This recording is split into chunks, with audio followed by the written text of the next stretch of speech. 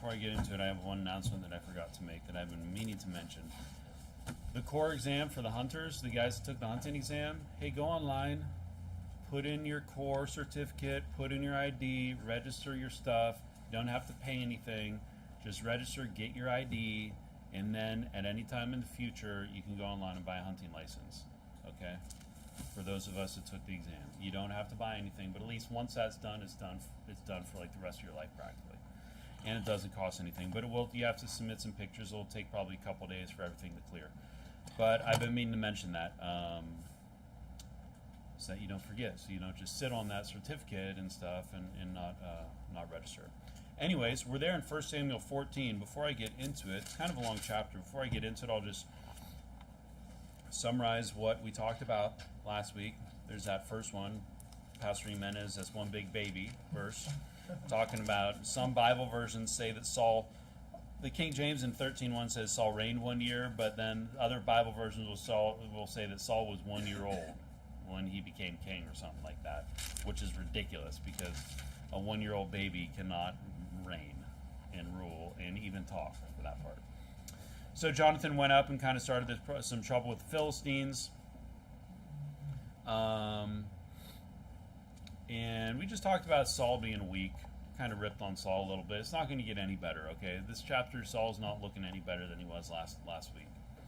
And ultimately, God cancels Saul. Because remember, he was supposed to wait for Samuel to come in order to make the offering in Gilgal, but he didn't wait. And then, he finishes making this offering, which wasn't his place. And Samuel told him to wait. And then immediately after he makes offering, Samuel comes and says, "What are you doing?" And then he basically takes the kingdom. That's when the kingdom has been taken from Saul. And God has already basically found a man, which is like David, to be his replacement. He's not going to replace him until basically the death of Saul as a king, but it's kind of already in process. And at the end, remember, the Philistines had taken away all their weapons, and we talked about, the reason the governments want to take weapons away is so that the people cannot defend themselves from the violence that the government, in this case the oppressive Philistines, wanted to commit against the people. So I'm not saying, fight against gun control, but just know that it's not for our best interest. It's so that the government wants our guns so that they can take advantage of the people. With that, I'm going to pray, and then we'll get into 1 Samuel 14. Heavenly Father, I just pray that you fill me with your spirit and help me to preach this message here. In Jesus' name we pray. Amen. So 1 Samuel 14:1. Now it came to pass upon a day that Jonathan, the son of Saul, said unto the young man that bare his armor, "Come, let us go over to the Philistines' garrison." That's like a fort, I guess you could say. Fortress, fort, some encampment that the Philistines have. Stronghold. That is on the other side, but he told not his father. And Saul tarried in the uttermost part of Gibeah under a pomegranate tree, which is in Migron. And the people that were with him were about 600 men. And Ahiah, the son of Ahitub, Ichabod's brother, the son of Phinehas, the son of Eli, the Lord's priest in Shiloh, wearing an ephod, and the people knew not that Jonathan was gone. So Jonathan's kind of going out and acting on his own. He's not really, seeking his father's approval. He actually, remember, he went and he fought against the Philistines in the previous chapter and kind of caused some trouble. And now he's going to do it again. I think that he's probably doing the right thing. Saul probably should have just gone out in faith and maybe attacked the Philistines because they were oppressed. But he's going to go out and he's going to attack this garrison with his armor bearer. And Saul's kind of hanging out with, I don't know, he's not really doing anything. He's just chilling under a pomegranate tree. He's hanging out with Eli's, what is his grandson or something like that. Eli's like a bad priest. Phinehas was a reprobate. The guy got killed, right? And so he's hanging out with the sketchy guy. Instead of hanging out with Shiloh and seeking Samuel, instead of seeking Samuel's guidance, now he's with this guy Ahiah. And he's wearing the ephod, which is like the priestly garment, if you remember what that is in the Old Testament. It's like this special, I don't know if it's the ephod with all the stones to represent the tribes of Judah and things like that. But Samuel's gone. Saul's basically, it seems like he's kind of doing nothing. And if you also remember in 13, I forget what it was in the beginning, they had like, Saul had 3,000 men and 2,000 with Saul and Michmash, and now he's only got like 600 guys, so he's kind of being forsaken. I think people are discouraged. You remember in the previous chapter, really discouraged. So that's kind of where we're at. I think Jonathan's basically had enough of just sitting around and doing nothing. Verse number 4. And between the passages by which Jonathan sought to go over unto the Philistines' garrison, there was a sharp rock on the one side and a sharp rock on the other side, and the name of the one was Bozez, and the name of the other was Sina. So I think this is like a ravine, like not a ravine, but like a valley in a way. And you'll see he's going to be scrambling up to get to this garrison, so it kind of sounds like it's in the hills. The forefront of the one was situate northward over Michmash, and the other southward over against Gibeon. Jonathan said to the young man that bare his armor, "Come and let us go over unto the garrison of these uncircumcised." That means like heathen, non-believers, because you remember the Israelites would get circumcised on the 8th day. So they're basically, he's recognizing that they don't believe in God. They're not like us. They're not Hebrews. They're heathens. Let's go over against them. And it's kind of like a derogatory, I guess a negative way of talking to somebody, right? I mean, we could go around and like talk about all the uncircumcised heathens. We're circumcised in the heart, Unlike some, believe it or not, Christians, we do not practice circumcision because we're not supposed to. If you've been circumcised, then, well, you probably made some Jews happy somewhere to be a little Judaized. But, they're probably really happy for you. But it accomplishes nothing because it was always a picture of being circumcised in your heart. Even the Old Testament, it talks about circumcision is of the heart. But anyways, and it goes on, it may be that the Lord will work for us, for there is no restraint in the Lord to save by many or by few. So I think Jonathan is here. He's a guy, he has faith, right? Maybe he's sick of his dad sitting around under the pomegranate tree.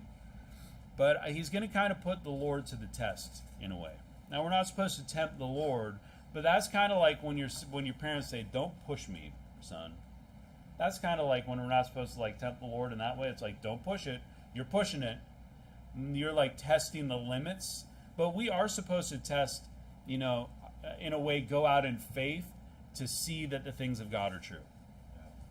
That is good. It's good when you say, hey, you know what, I'm going to avoid worldliness and I'm going to try to live the Christian life because God says I'll be better off that way if I'm going to church and rejecting, trying to get sin out of my life and going soul and all those things. God says that that's what he wants me to do. I'm going to trust that if I do that and I give up the corporate whatever investment banking job and go work somewhere else where I'm not selling my soul, then and if you're an investment banker, that's fine.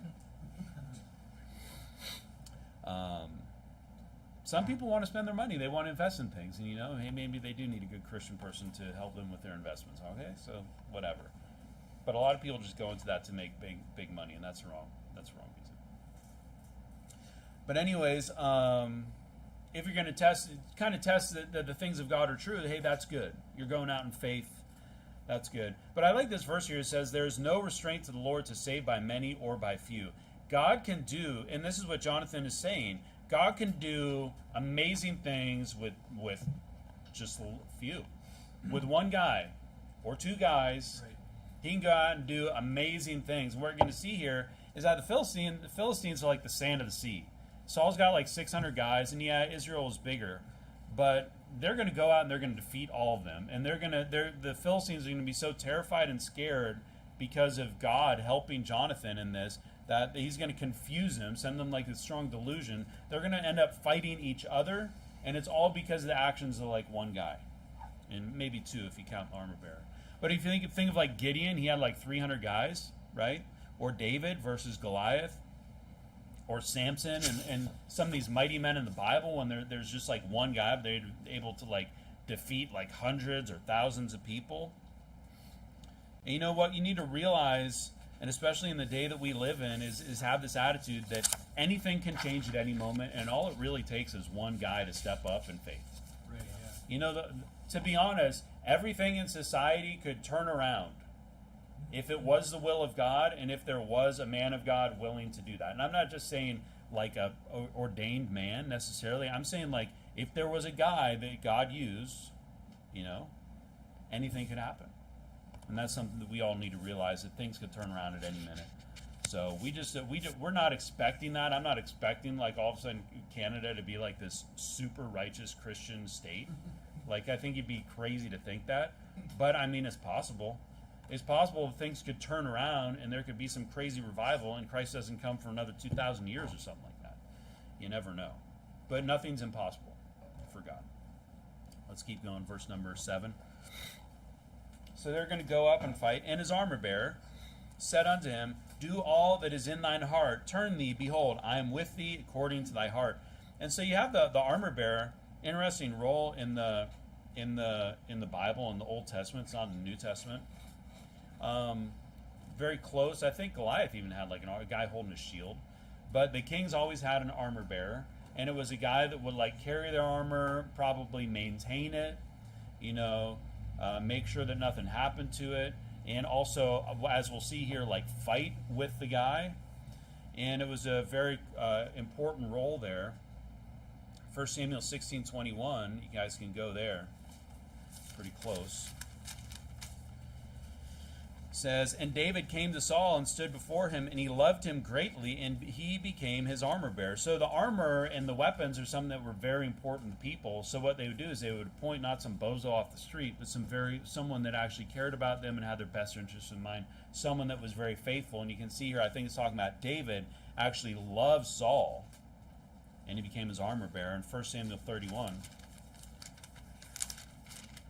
1 Samuel 31:5 says, and when his armor bearer saw that Saul was dead, he fell likewise upon his sword and died with him.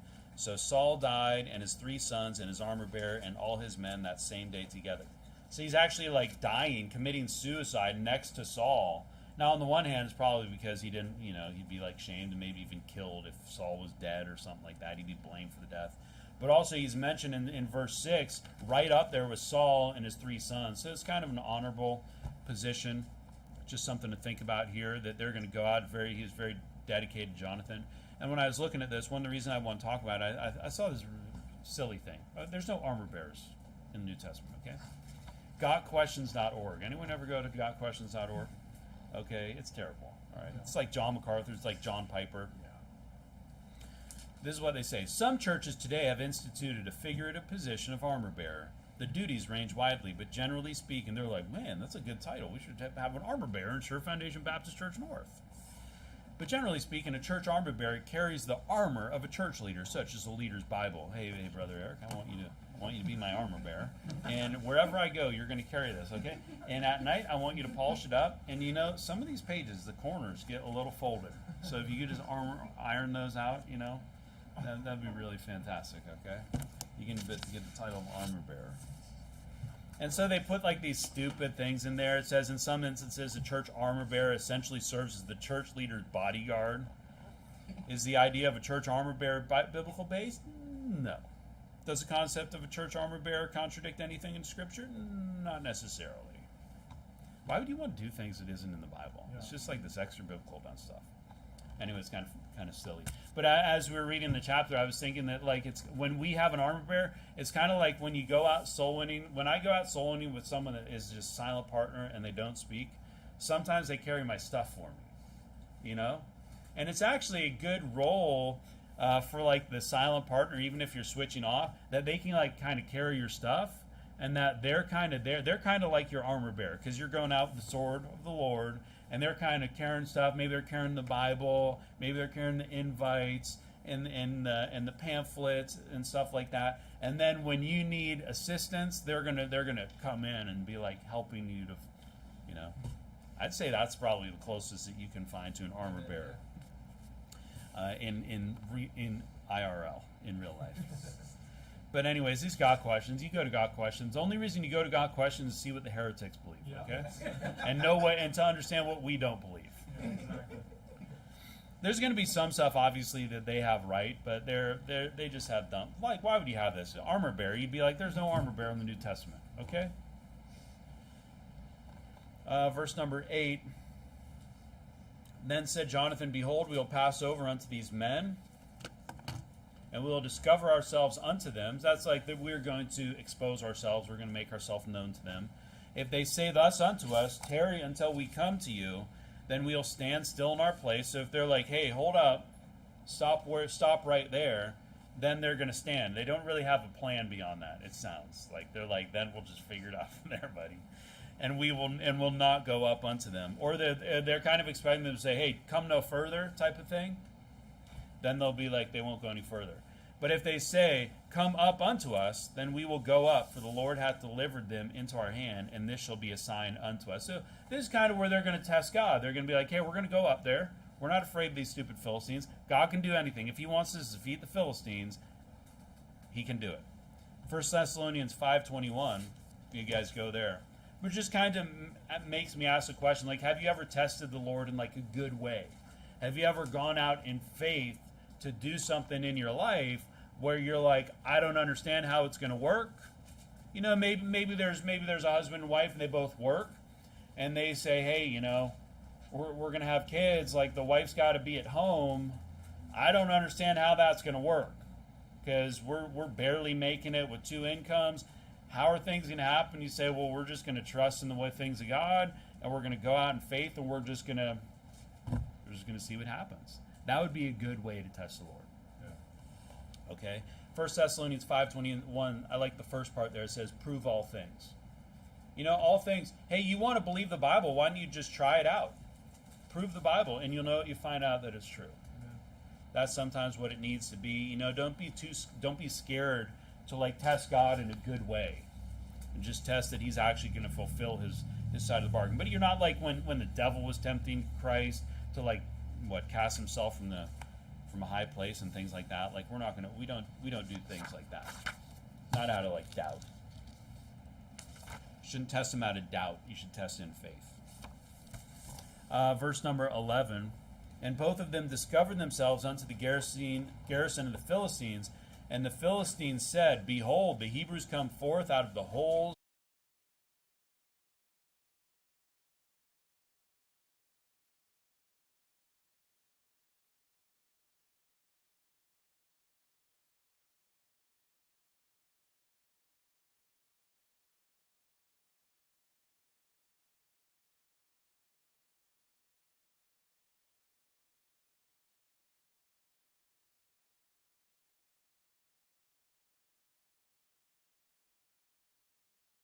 Sure you're not Mormons? And it's like, what are you an idiot? And you know they're going to look down at us and they're just going to try to like generalize us. Oh, because you're knocking doors, you must be Jehovah's Witness. And these unsaved people are going to look at us and they're going to be like, oh, you're just like all those other Christians and you're just like this with all the like, oh, we love you. No, we're not like those types of weird Christians that get up there with the smoke and purple lights and stuff like that. We're just like crying in our like hour-long worship ceremony, you know what I mean? Yeah. Tears just streaming down, and then we hear like a 5-minute sermon about how God like loves everybody, including like the sodomites. But you know, they're going to generalize and they're going to put us in the bucket with everybody, and you know, unsaved people are going to think that we're brain dead and brainwashed and stuff like that because like people that are in the Seventh-day Adventist cult, which we met at least 2 of them today, you know, and it's like, how do you believe that dumb stuff? And they just do because they're not looking for themselves, you know. But that's not us. We believe things because we hear it, but we actually read in the Bible too, yeah. Right? But we shouldn't be offended by that stuff. And you know, these people, just let them be ignorant. Like these Philistines are going to judge them based on who they are and what they look like, and they're gonna suffer for that. And you know, I guess we should not generalize either. You know, we're like anti-racism in here, but you know, and there's stereotypes that you know maybe we should not stereotype so much but we actually meet a lot of people at the doors. So I'm going to justify stereotyping a little bit, I guess, because we meet a lot of people at the doors that actually are stereotypical. Yeah. Right. Like, give me a break. A lot of the stereotypes that exist are because they're real. Yeah. Now, the problem is we can't assume that someone fits into a box, is what I'm talking about. We should not assume that someone is like somebody or is a certain thing without actually getting to know them. You know what I mean? Amen. I mean, I met this one guy. I went to school with this one guy, and he was from Mexico. And I'm like, hey, what kind of food do you like? Like tacos? And he's like, no, I like American food. He's like had a Mexican accent. He's like, I like burgers and pizza. And I'm like, oh, okay, yeah. Well, I mean, it is foolish of me to just assume that because he has an accent that he likes a certain food, you know, or they like a certain thing. And we should not be like that because it is an ignorant thing to do, right? A lot of people in here from a lot of different backgrounds, and we're similar in very in a lot of ways, but we should not be people that just generalizes and just puts people into categories. I remember one time I met this guy, and he told me that he knew exactly who I was, and I was like, I was offended. Like, this guy didn't know me at all. And, you know, a lot of times when we do that based on the way people look or where they're from, you know, people don't appreciate that. We need to evaluate people based on their individual character and, I guess, their actions as well. But anyways, they're just kind of like, oh, look at this clown who just climbed out of a hole. Yeah, and then they're going to say here, yeah, this next verse number 12. And the men of the garrison answered Jonathan and his armor bearer and said, come up to us and we'll show you things. Hey, why don't you come up here? We got something to show you. Yeah. Hey, come on up, guys. Hey, what's up? Oh, they're like, look at this clown. Yeah. Look at this guy up here. He just climbed out of some sinking hole, huh? Hey, buddy. Hey, yeah, come on up. Yeah. Jonathan said to his armor bearer, come up after me, for the Lord hath delivered them into the hand of Israel. So they think, here's the thing. They think that they're going to do, I guarantee that they're going to do something wicked to Jonathan. They're not coming up so that they can just know him. You know, it's like in Sodom. They're like, hey, just bring him out so we can know him. We just want to get to know him. You know, hey, just bring him out. We we brought everyone together. You know, we'll fire up barbecue. We just want to. I mean, it looks like a nice guy. Let's just bring him out to know him. That's not what they meant. They want to do wickedness to him. I have no doubt that that's probably what they were going to do here. But, you know, Jonathan's wise to this. And he's not going to fall for it. You know, Matthew 10:16, I'll just read it. Go to Proverbs 1. Matthew 10:16 says, behold, I send you forth as sheep in the midst of wolves. Be therefore wise as serpents and harmless as doves. And my point here is that we need to beware of people trying to entice us to destroy us.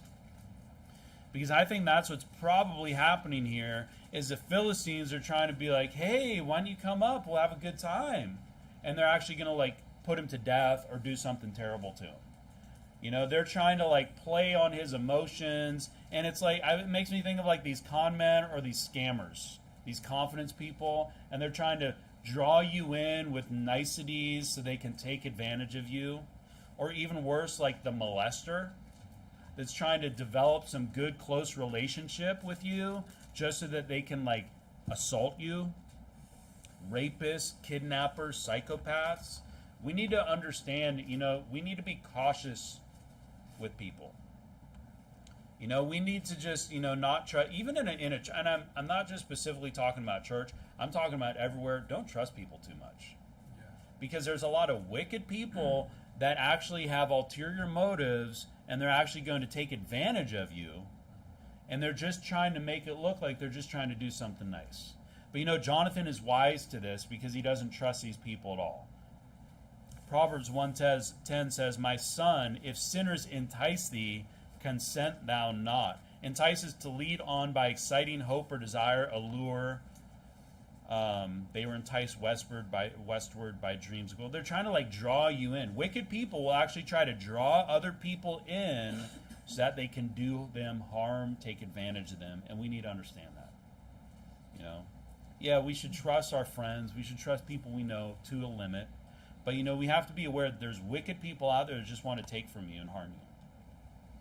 Proverbs 16:29, let's go there.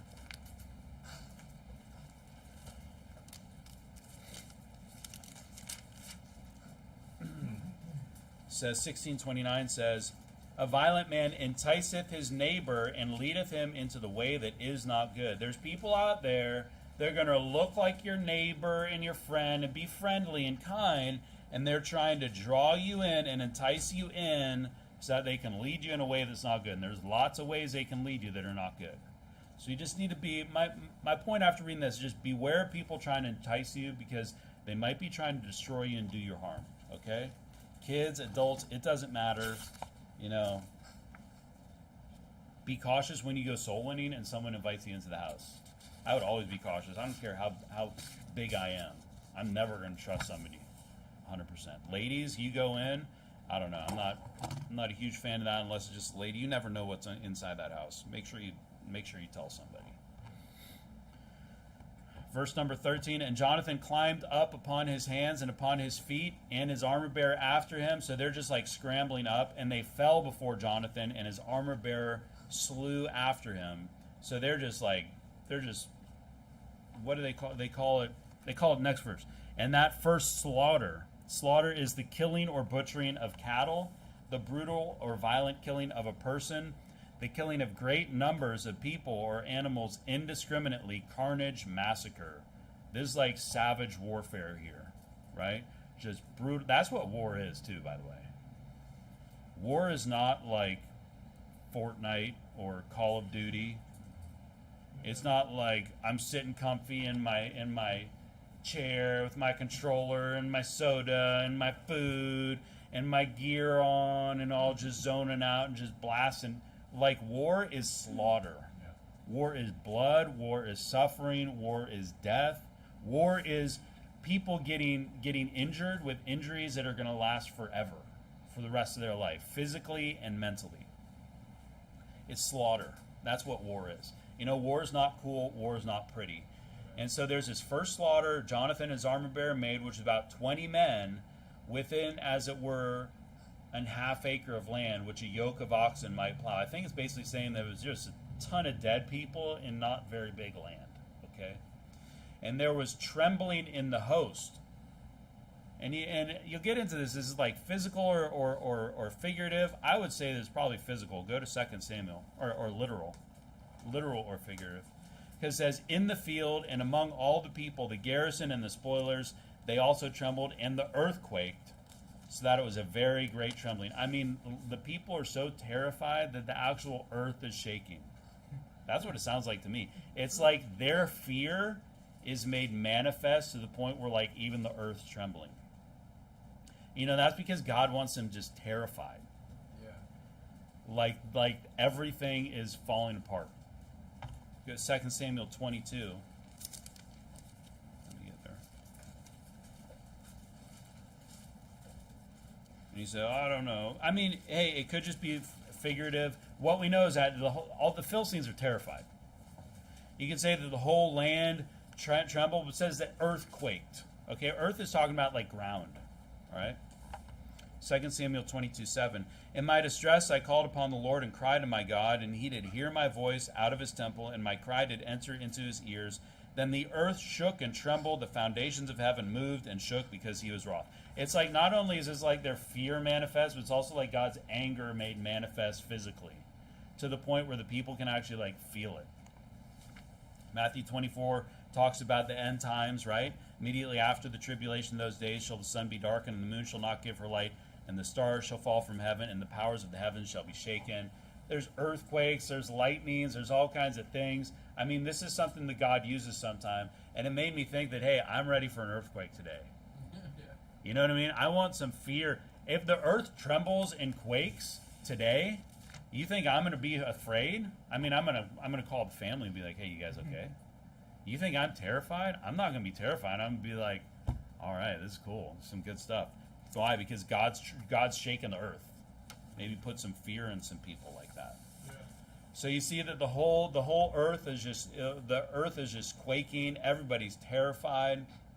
The host, the army in the field, like just the people, the garrison, the spoilers that are trying to take the Hebrew stuff, they're just terrified because of what this one guy did to this garrison, killing 20 dudes.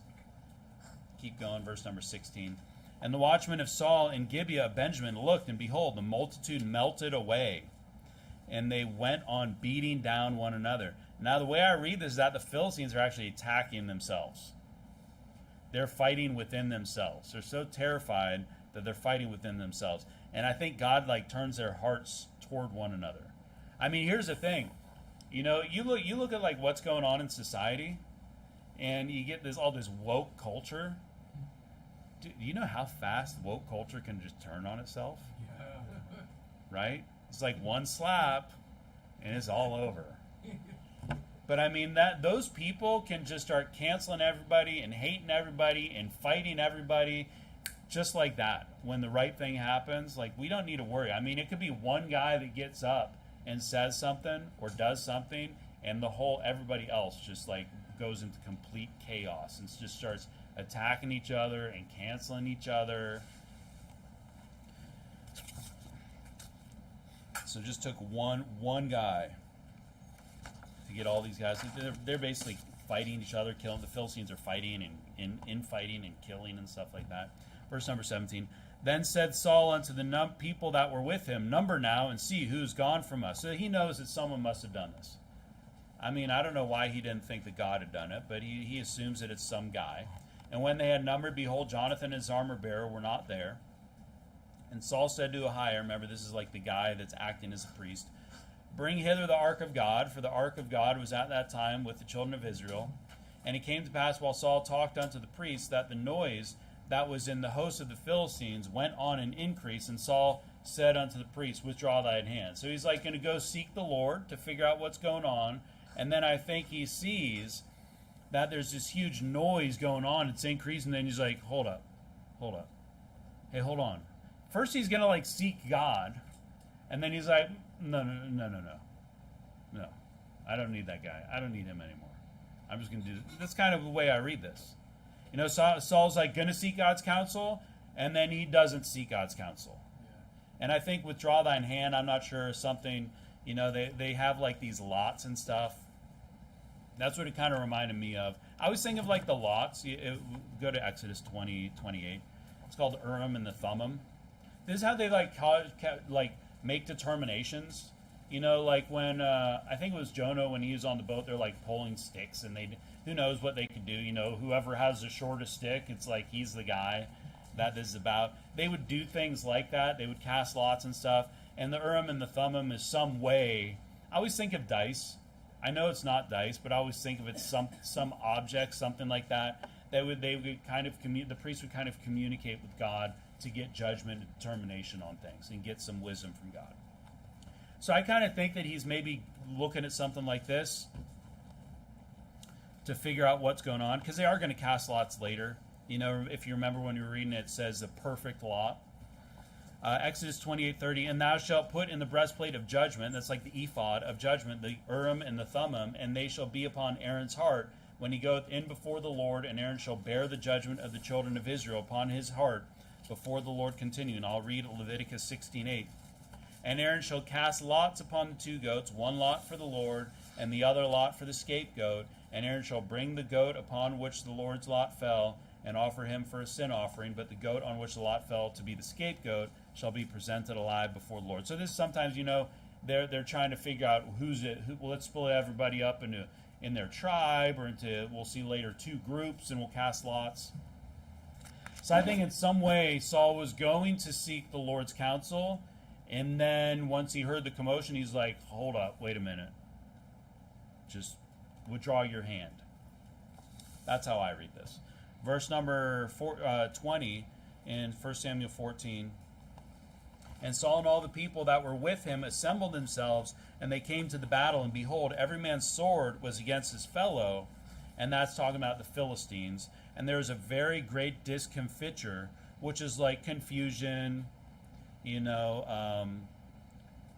like discombobulated, if you know that word means, a funny word, but I like the sound of that.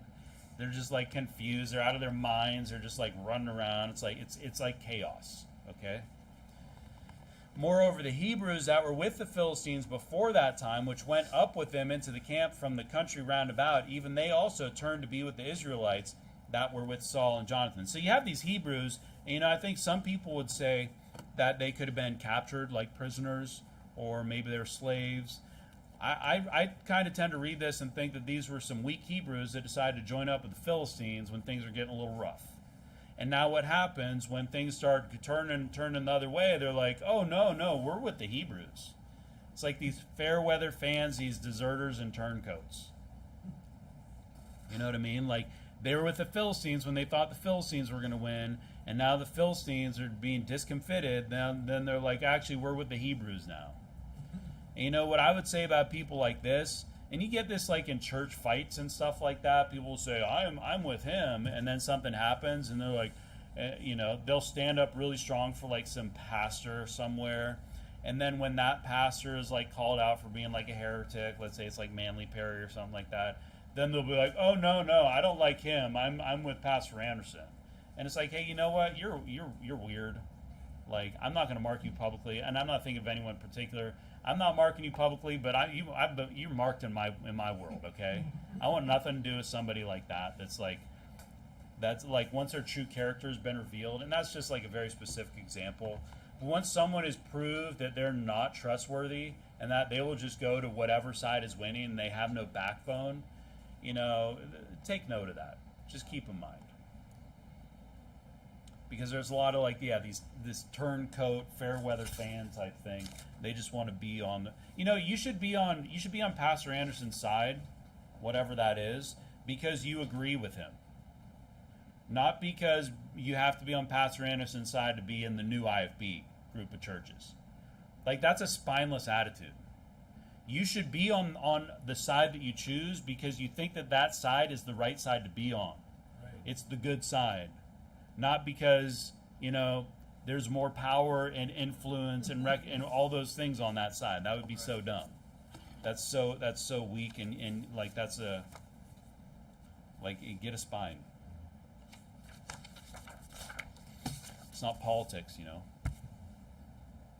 Verse number 22. Likewise, all the men of Israel which had hid themselves in Mount Ephraim, when they heard that the Philistines fled, even they also followed hard after them in the battle. So what you see these turncoats joining up with Saul, and you also see all these scared people that were hiding in caves and hiding them in the mountains.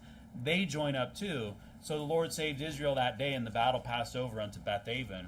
So Israel's going on the offensive, and what I would say here is that, I'd much rather associate with weak people than these people that can't be trusted. These weak people, we that we'd be like, all right, amen, welcome back. I mean, yeah, we know you're weak, you might fall out again. But these people that like turncoats, like, I never trust those people. You know what I mean? Like, once someone has shown their character, their true character to you, we can give people grace and we can hope that people get things right. But you kind of just have to understand that fundamentally, sometimes it's very hard to change who people are. If they're just like some hardcore railer, you know what I mean?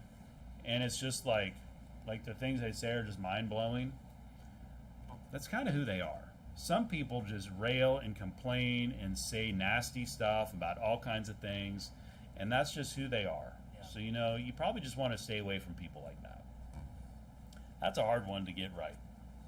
I mean, if you're kicked out of church for being a fornicator, that's pretty easy to get right. Let's be honest. You stop fornicating or you get married. But some character flaw that you have that's like a result of years of whatever you've been going through, that's pretty tough. But what you see here is that it took one man to act in faith to save the nation. One man going up there saying, hey, let's see if the Lord's going to deliver us.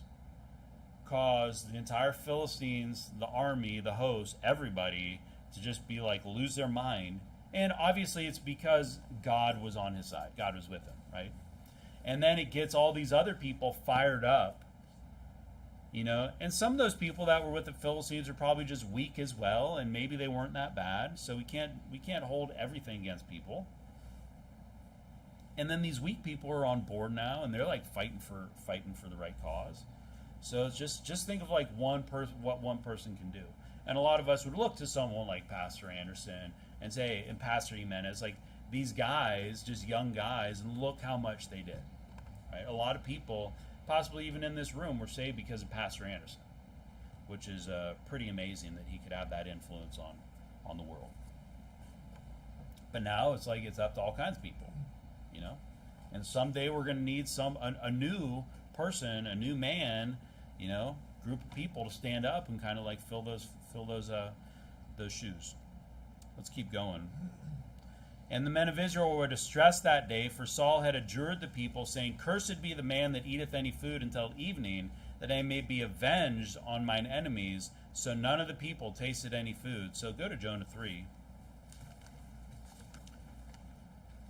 So basically, I don't really know what's up with Saul. He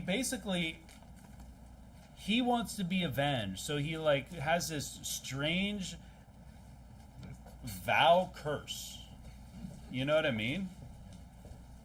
It's like, so that I can be avenged, nobody can eat any food, otherwise they're going to be a curse, basically. Let's go to Jonah 3. This is not really typical in your Bible, okay? There's nothing wrong with a fast. There's nothing wrong with fasting from food and what you'd say. Well, let's look at Jonah. Jonah 3:5. These are the people of Nineveh. So the people of Nineveh, in verse number 5, believed God and proclaimed a fast to put on sackcloth from the greatest of them even to the least of them. For word came unto the king of Nineveh, and he arose from his throne, and he laid his robe from him, and covered him with sackcloth and sat in ashes, and he caused it to be proclaimed and published through Nineveh by the decree of the king and his nobles, saying, Let neither man nor beast, herd nor flock, taste anything. Let them not feed nor drink water, but let man and beast be covered with sackcloth, and cry mightily unto God. Yea, let them turn away everyone from his evil way and from the violence that is in their hands. He doesn't say, and if they don't, let them be accursed and bring a whole cursing upon it. It's like, where does that even come from? I see Saul, after reading this, of being this hyper spiritual guy. Yeah. He's like, oh, I'm so righteous. We're not only going to fast, but there's going to be a curse on Israel if anybody doesn't follow this. It's kind of psychotic, honestly. It's like too controlling. Hey, here's something. If you want to fast, then fast. I don't think a fast should be forced on people. I'm not going to force my wife or my son to fast. You better do this. Oh, so you had to walk 20 miles today? Well, then you can just be cursed because you're supposed to fast today. Oh, you're sick and you're not feeling good? Well, hey, you have to, it should be a free will decision anyways. It's kind of nuts. Why did it have to be a fast and a curse? Why couldn't it just be a fast? Because what you'll see is once they were delivered, why do you need to keep this fast up? It's hey, let's rejoice. This should have been a time of rejoicing for Israel. But instead, it's just going to become this weird thing because Saul makes this stupid, dangerous, useless vow, honestly. Verse number 25, And all they of the land came to wood, and there was honey upon the ground. And when the people were come into the wood, behold, the honey was dropped. But no man put his hand to his mouth, for the people feared the oath. But Jonathan heard not when his father charged the people with the oath. Wherefore he put forth the end of the rod that was in his hand, and dipped it in a honeycomb, and put his hand to his mouth, and his eyes were enlightened. I see this as refresh. I don't think he's seen like getting a message from God or something like that. He's just man, I feel way better now. It's if you've been really hungry, and all of a sudden you have some food, you're ready to go. Yeah. They should have rejoiced. And here, one quick thing, honey's good food. Yeah. It's biblical. Yeah. Mm-hmm. Feel free to eat honey, okay? Amen. You don't have to stay away from honey. Right. Need some energy? Have some honey. Yeah.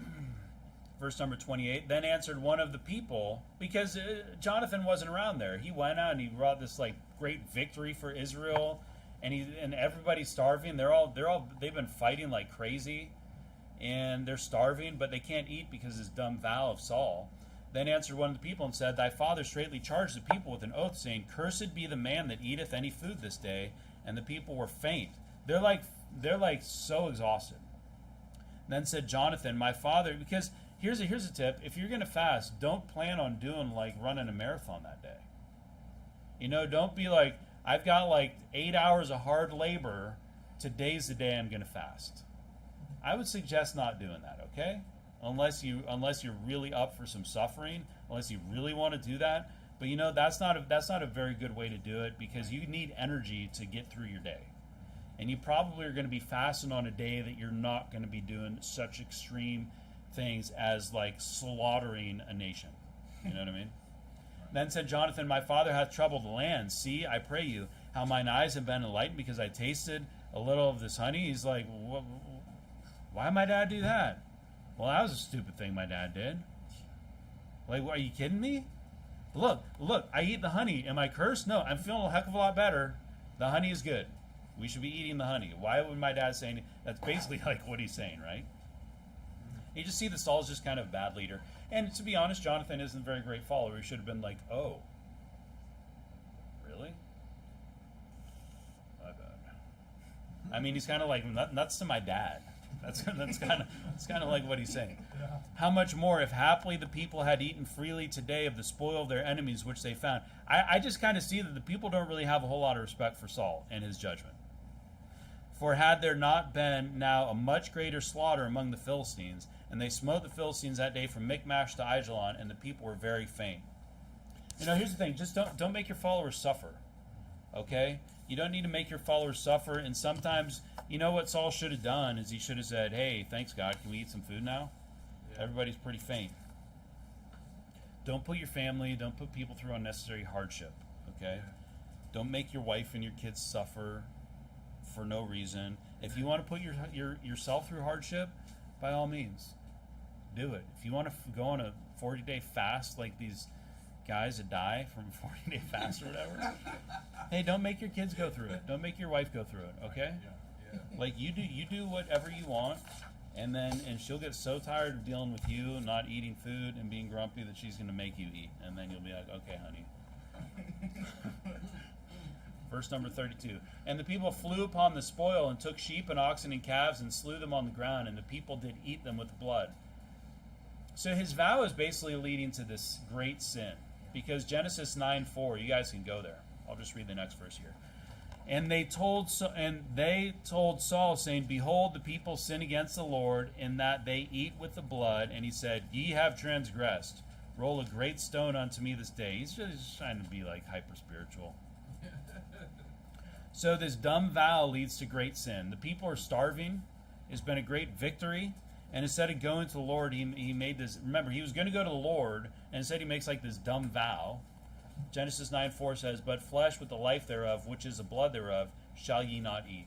This still applies. Don't eat blood. Right. Okay, don't eat blood. It's nasty anyways. You don't need to eat blood sausage. I don't know what else. You know, some cultures, they eat like congealed blood. Like, I didn't grow up in that environment. Maybe that's where you grew up. Maybe you really love that stuff. You know, but I'm just saying, God's not very happy when people eat blood. Okay? Because that's where the life is. We shouldn't eat it. Just say, pass. You know, it's not for us. But that's what people are doing. They're so hungry that they're just like, it's like they're eating animals like a lion would eat, like right off the carcass. That's almost what it sounds like. Because they were supposed to drain the blood and things like that, right? Verse number 34. And Saul said, Disperse yourselves among the people, and say unto them, Bring me hither every man his ox, and every man his sheep, and slay them here, and eat, and sin not against the Lord in eating with the blood. And all the people brought every man his ox with him that night, and slew them there. And Saul built an altar unto the Lord. The same was the first altar that he built unto the Lord. So it's like the first one, you know. He's like such a great man of God. It's like, hey, it took a long time for him to do anything for the Lord. And Saul said, Let us go down after the Philistines by night. I mean, he just hasn't had enough. He starves them all day. He won't let them have food. And then he's like, go back at it, fellas. Like, I'm going to be under this pomegranate tree, you know, and you just keep going out and fight. And spoil them until the morning light, and let us not leave a man of them. And they said, Doeth ever seemeth good unto thee? Then said the priest, Let us draw near hither unto God. So this verse will come up. Whatever you say, Paul. Whatever sounds good to you. I mean, like, whatever. So I see here that the priest wants God's support, because the priest says, Let us draw hither to God. I'm not really thinking that you're making very wise decisions right now, Joe Biden. I think that you got some cognitive issues. You know, hey, Saul, I think you got some cognitive issues. I think you need to take a test.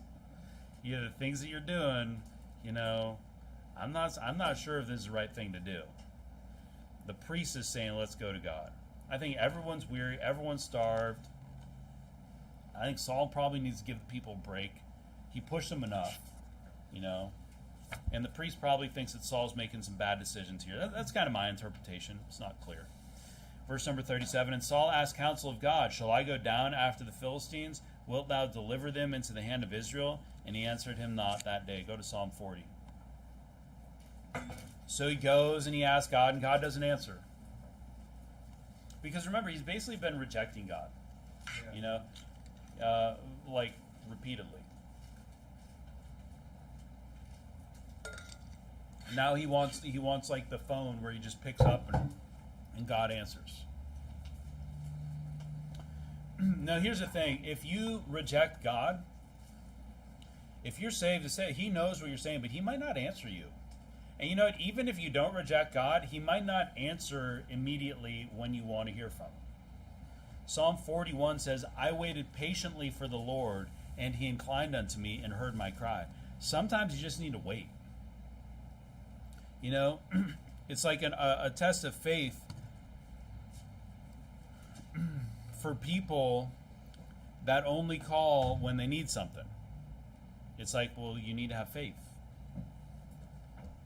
You know, if you have a selfish child that's just always calling and asking for more and more and more, you know what you might stop doing is picking up the phone every time they call. You might just stop picking up the phone until eventually you'll just be like, how's it going? I've been calling you for 3 weeks. Yeah, I heard. What is it now? You know, here's the thing: when God doesn't answer, He doesn't. That is the answer. The answer is to wait and be patient. You know, and what His answer should have been, when God doesn't answer him, it means that you need to wait, which means you probably shouldn't go down to fight the Philistines. You should wait. So something for us to keep in mind: when you pray and you don't hear a response, it could just mean that you need to wait longer. And maybe you're not going to get that prayer answered. Maybe you just need to wait longer. But just be patient. Verse number 38. And Saul said, draw ye near hither, all the chief of the people, and know and see wherein this sin hath been this day. Now, I see this as the problem is not Jonathan eating honey. The problem is Saul. I think it's pretty clear. In the previous chapter, the kingdom was taken from Saul. Saul's no longer really God's man. There's already another man. The problem is not Jonathan or Jonathan eating the honey, because God was with Jonathan, right? The problem is Saul. But then Saul is not going to take responsibility. Remember, he has trouble taking responsibility for his faults. He's going to try to cast lot. It says here, for as the Lord liveth, which saveth Israel, though it be in Jonathan my son, he shall surely die. But there was not a man among all the people that answered him. Everybody's like, yeah, Jonathan ate honey. We all know that Jonathan ate honey. But they like Jonathan. They don't want Jonathan to die. And I just see Saul as being like this uber righteous, like holier than thou. Well, then I will murder my son if he did this. And it's coming from the guy that like rejected the Lord so many times. So I don't know, maybe we'll get to heaven and Saul's going to come and be like, hey, why do you say all those things about me? That wasn't very nice. You know, I don't really appreciate being preached against like that. But you know, I don't think Saul was the greatest guy in the world, to be honest. I think he wasn't a very good leader, and he didn't take responsibility for things. And I think it's an example for us that we need to be we need to be better leaders, and we need to actually care about people and not try to just say these just dumb things, you know, like taking these dumb vows, you know, and actually being patient and seeking the Lord. I don't think God is not answering because Jonathan violated Saul's vow. I think he's not answering because Saul rejected him over and over. I think that's why. Verse number 40. Then said he unto all Israel, be ye on one side, and I and Jonathan my son will be on the other side. And the people said unto Saul, do what seemeth good unto thee. He's like, whatever you say, boss. All right, whatever. Let's see what happens here. No one really cares what you have to say. Whatever. If we don't like it, we just won't do it. It's kind of like what's happened before. Jonathan's probably like, let's just wait here. Or Saul's like, just wait here. And Jonathan's like, I'm going to go fight the garrison, go up to the garrison. Therefore Saul said unto the Lord God of Israel, give a perfect lot. It's like casting lots. And Saul and Jonathan were taken, but the people escaped. And Saul said, cast lots between me and Jonathan my son. And Jonathan was taken. And Saul said to Jonathan, tell me what thou hast done. And Jonathan told him and said, I did but taste a little honey with the end of the rod that it was in mine hand, and lo, I must die. He's like, if I perish, I perish. And Saul answered, God, do so, and more also, for thou shalt surely die, Jonathan. It's kind of brutal. He's just like, all right, I'm ready to kill you, son. It's kind of like this thing Pastor Thompson says, play stupid games, win stupid prizes. You know what I mean? It's like, if you're going to just go off and just do a bunch of dumb stuff that's not godly, like no one told him to pray curse against his own people if they ate food. Yeah. You know what I mean? No one told him to just constantly reject God. It's kind of like Jephthah's daughter. I think Brother Mikey preached about the vows and Jephthah's daughter, that he's like, if I win the victory, it's basically like, I'll sacrifice whoever greets me first when I come home. This is basically it, right? Who greets you first when you come home? I mean, for me, it'd be like the cat. I'd be like, all right, I guess the time's come. All right. Oh well. But it's like the kid. It's like the one that loves you the most. That's who's going to come out. He's like thinking it's going to be like the old lady servant or something that's been driving him nuts for like she's getting senile. I don't know why would you sacrifice a person anyways? Like, what a dumb, crazy vow that is. Some people make the craziest, stupidest vows in the world. If you do this, I swear, God. And then they have to live up to him. Jonathan should have been praised for what he did, for his boldness and his faith. But what is Saul? Saul's like, all right, well, you're going to surely die. You're going to surely die, son. It's just weird. But you remember, this is a Saul that was like throwing javelins. I think he threw javelins at his son and David on multiple occasions, trying to like pin him against the wall. Like, this guy's like kind of nuts. This guy's got some chemical imbalances. And the people said unto Saul, shall Jonathan die who hath wrought this? And they're like, are you crazy? Shall Jonathan die who hath wrought this great salvation in Israel? God forbid. As the Lord liveth, there shall not one hair of his head fall to the ground, for he hath wrought with God to this day. So the people rescued Jonathan, that he die not, and the people overrule Saul. That's the kind of leader he is. They're not afraid of him. They're like, you can be king until we don't like what you do, and then we're going to do what we think is right. And the crazy thing is, he's rescued, but he's rescued from like his own father. His father was want to like murder the guy. So I don't think Saul really cared for the people. I think he was trying to put on this facade of being like super spiritual. You got to watch out for people like that. Verse number 46. Then Saul went up from following the Philistines, and the Philistines went over to their own place. So Saul took the kingdom over Israel. I think finally, like once the Philistines were destroyed, he actually had like control, because before that they're like being oppressed by the Philistines. So Saul took the kingdom over Israel and fought against all his enemies on every side, against Moab, and against the children of Ammon, and against Edom, and against the kings of Zobah, and against the Philistines, and whithersoever he turned himself, he vexed them. And he gathered in hosts, and smote the Amalekites, and delivered Israel out of the hands of them that spoiled them. So Israel's like kind of no longer under the bondage of the Philistines, and it's thanks to Jonathan, right? It's thanks to one guy. And obviously, I would say that God, for the sake of the people, would help Saul in the nation, right? Because he's basically preparing this for David to be the king. So he doesn't want to just destroy all of Israel. So obviously, God is going to be there, even with Saul, who is saved, right? I think we pretty much all believe in here, as far as I know, that Saul's saved. He's in heaven today. But even saved people can just do bad things. But Saul, he's still kind of with him, even though God gave up on him for king. He's just kind of like staying in there, as king. But it's all because all of this victory is because of one guy that just went out in faith and kind of had enough. And I mean, to be honest, he was kind of being rebellious against his father, but for good reasons, because his father wasn't really doing enough. I'm not saying that we should be rebels and you should rebel against your parents, but what we kind of see here is that Jonathan was actually going out in faith where we saw the history of Saul, he's just kind of a weak guy that wasn't going to act, right? And then when he does act, it's like totally out of line, and it's like the wrong thing to do. Verse number 49, we'll just wrap it up here. Now the sons of Saul were Jonathan and Ishui and Melchishua, and the names of his two daughters were these: the name of the firstborn Merab, and the name of the younger Michal, and the name of Saul's wife was Ahinoam, the daughter of Ahimaaz, and the name of the captain of his host was Abner, the son of Ner, Saul's uncle, and Kish was the father of Saul, and Ner, the father of Abner, was the son of Abiel. And there was sore war against the Philistine all the days of Saul. And when Saul saw any strong man or valiant man, he took him unto him. So one thing I think is interesting, Saul only had one wife. You know, like David had multiple. Solomon had 600 wives, 400 concubines, I forget, something like that.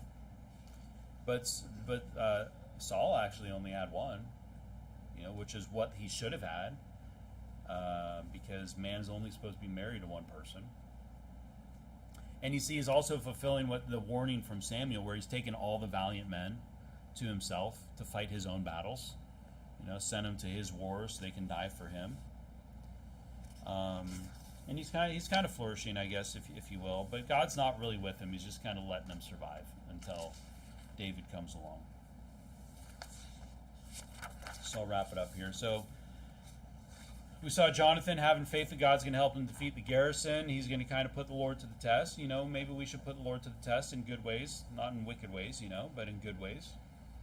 It's a good thing to do. It'll build your faith if you just go out in faith to do things.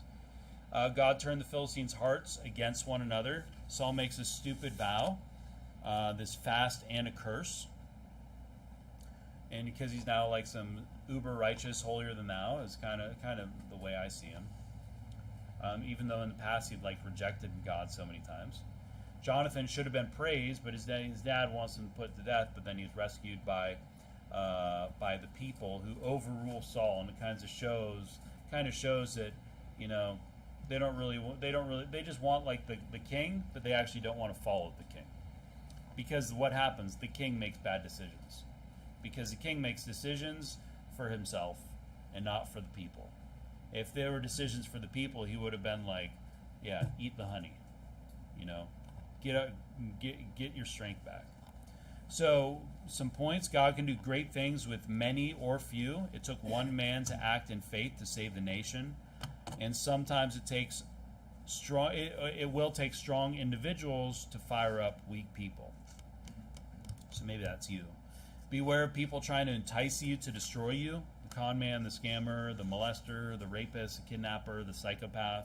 They're out there, and we should not be foolish to think that you know, all these people. Like if you're getting that weird feeling around somebody when you go somewhere, just trust your instincts, and it's better to be safe than sorry. You know, kids, just stay away from people that aren't your adults. Don't be alone with people that are not like your parents. Not just any. If I said adult, not just any adult. Don't trust any adult. Trust your parents. Once someone reveals their true character, take note of that. If you're a leader, don't make your followers suffer undue hardship. You know, if they're tired, just let them eat some honey. Let them have some rest. Let them fight another day. If you reject God, you know, he might not be there immediately when you ask. But, you know, if he doesn't answer your prayer, sometimes you just need to wait longer. Maybe that's the message that he wants to say is, hey, you need to slow down. You need to take some time. You need to think about what you're doing, and you just need to wait for the Lord. Now let's pray. Heavenly Father, thanks so much for this church. Just pray that people be blessed by the preaching.